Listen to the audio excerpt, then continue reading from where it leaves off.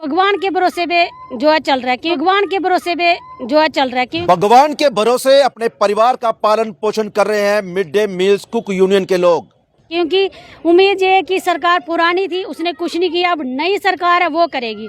अभी तक तो कुछ नहीं किया उन्होंने, तो सोच लो कि बच्चों का पालन पोषण कैसे करते होंगे। क्योंकि और उसी के साथ अगर इनकी मांगे पूरी नहीं हुई, यानी कि आने वाले बजट सेशन में अगर सरकार इनकी कुछ मांगों को पूरा नहीं करती है तो ये लोग सड़कों पे उतरेंगे और इसकी जिम्मेदार होगी सरकार। वाले दिनों में जो 3 तारीख को बजट सेशन जम्मू कश्मीर के अंदर शुरू होने जा रहा है, उस सेशन के अंदर अगर हमारी मुख्य मांगे जो हैं, जो 4 हमारी डिमांड है, अगर उनको पूरा नहीं करवाया गया तो यूं समझना कि जो भी तहसील हमारे जम्मू कश्मीर के अंदर होगी, उस हर तहसील से हमारे लोग निकल के बाहर आएंगे और रोडों पे जनसैलाब के रूप में होंगे। जो अनपढ़ लोग हैं इनको कुछ पता नहीं है, फ्री का काम कर रहे हैं और फ्री का ही काम करते रहेंगे।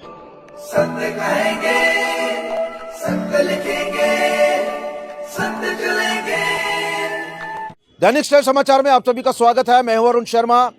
एक बार फिर mid day meals cook unions के लोग आज इकट्ठा हुए उधमपुर के शहीद भगत सिंह पार्क में, और एक बार फिर सरकार तक अपना दुखड़ा सुनाने का प्रयास इन लोगों ने किया है। इंसाफ के आगे झुकना पड़ेगा, इंसाफ के आगे झुकना पड़ेगा। एजी प्रशासन, एजी प्रशासन, एजी प्रशासन, एजी प्रशासन, education department, education department, education department, education department, education department, education department, हमारी मांगे पूरी करो, हमारी मांगे पूरी करो, हमारी मांगे पूरी करो, हमारी मांगे। और उन्होंने क्या कहा हम आपको ये विस्तार से सुनाएंगे कि क्या कहते हैं ये। लेकिन इनके जो एक नेता सन्नी जी जम्मू से उधमपुर पहुंचे इनके बीच, और उन्होंने ये कहा कि अगर इनकी मांगे आने वाले सेशन में असेंबली में नहीं रखी गई तो उग्र प्रदर्शन भी कर सकते हैं ये सारे लोग। और आपको बता दूं कि ये mid day meals cook unions की जो महिलाएं थी, उनका कहना था कि इनका परिवार भगवान के भरोसे चल रहा है। जिस तरह से इनको जो इनकी आय है, यानी कि सैलरी समय पर नहीं मिलती है, उसी के साथ परिवार का पालन पोषण करना बहुत ही मुश्किल है। उसी के साथ इन्होंने ये भी कहा कि इनका परिवार राम भरोसे यानी भगवान भरोसे ही पल रहा है, क्योंकि समय पे ना वेतन मिलना, ना ही इनकी मांगों को सरकार सुन रही है। तो ये दिखाते हैं क्या कहते हैं ये लोग, तो देखिए हमारी ये पूरी रिपोर्ट। तमाम मीडिया कर्मियों का बहुत बहुत शुक्रिया अदा करना चाहता हूं कि जो शाना बशाना हमारी मांगों को लेकर हमारे साथ चलते हैं। और जम्मू कश्मीर के अंदर जिस तरीके से हमने 19 तारीख को प्रदर्शन किया, सेक्रेट चलो आंदोलन, जो कि आल जे के डेली विजय संघर्ष समिति की तरफ से जो वहाँ पे हुआ, बहुत ही अच्छा प्रदर्शन हुआ। मैं तमाम अपनी महिलाओं को, तमाम अपने नौजवानों को, अपने साथियों को मुबारकबाद करता हूं कि अच्छा मैसेज जो है सरकार तक पहुंचा। और अगले आने वाले दिनों में जो 3 तारीख को बजट सेशन जम्मू कश्मीर के अंदर शुरू होने जा रहा है, उस सेशन के अंदर अगर हमारी मुख्य मांगे जो हैं, जो 4 हमारी डिमांड है, अगर उनको पूरा नहीं करवाया गया तो यूँ समझना कि जो भी तहसील हमारे जम्मू कश्मीर के अंदर होगी, उस हर तहसील से हमारे लोग निकल के बाहर आएंगे और रोडों पे जनसैलाब के रूप में होंगे। जो कि हमारे 4 मुख्य मांगे हैं। सबसे पहले हमारे जम्मू कश्मीर के अंदर मिनिमम वेजेस एक्ट को लागू किया जाए, और दूसरी जो मांग है कि रेगुलराइज पॉलिसी जो है हमारी डेली वेजेस की, वो अपनी जो है पूरी की जाए। तीसरी, लैंड ओनर जो कि काफ़ी लंबे समय से इरिगेशन डिपार्टमेंट, पीएचई के हों, एजुकेशन के हों, हमारे बिजली विभाग के हों, तमाम लोगों ने अपनी ज़मीनें दी है 20-25 साल से, उनका कंपनसेशन एज पर सुप्रीम कोर्ट गाइडलाइंस 3 गुना ज़्यादा होना चाहिए एज पर रेट। और सेकेंडली उसके बदले नहीं तो नौकरी जो है वो देनी चाहिए।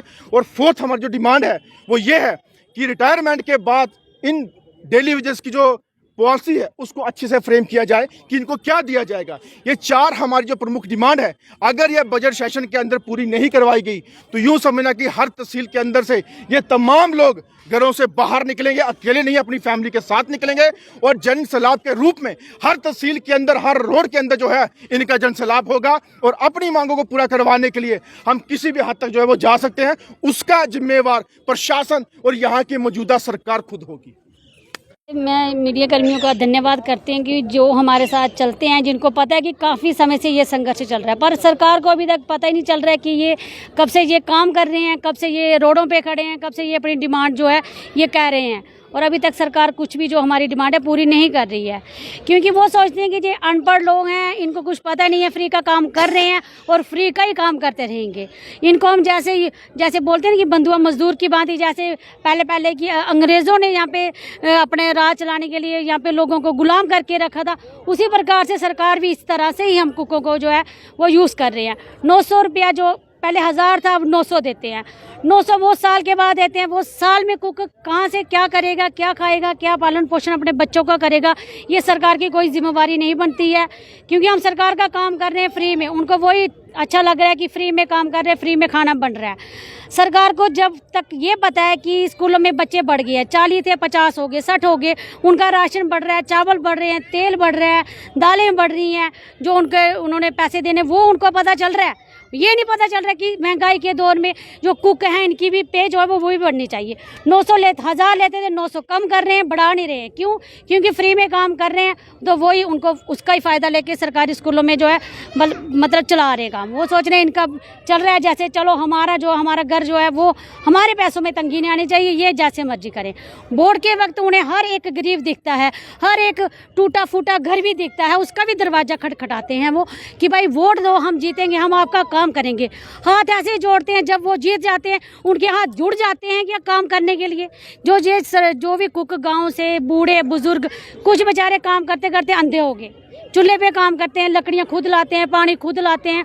आगे से टीचर उनको बोलते हैं कि भाई अगर आप खाना नहीं बनाओगे आपको निकाल दिया जाएगा। ऐसा हम ये कहना चाहते हैं, मैं सभी कुकों ये मैसेज देना चाहती हूँ कि जो आप डरते हो कि टीचर आपको ये कहता है कि अगर आप खाना नहीं बनाओगे आपको निकाल दिया जाएगा, उन कुकों को मैं ये कहना चाहती हूँ, एक बार अपने टीचर को, अपने जो भी हैं जैसे कि जेडीओ सीओ सर, इनको पूछो कि सर अगर आप हमें निकालने की धमकी देते हो, क्या आप हमारी आगे बात करके हमारी पे बढ़ाने के लिए नहीं कह सकते हो?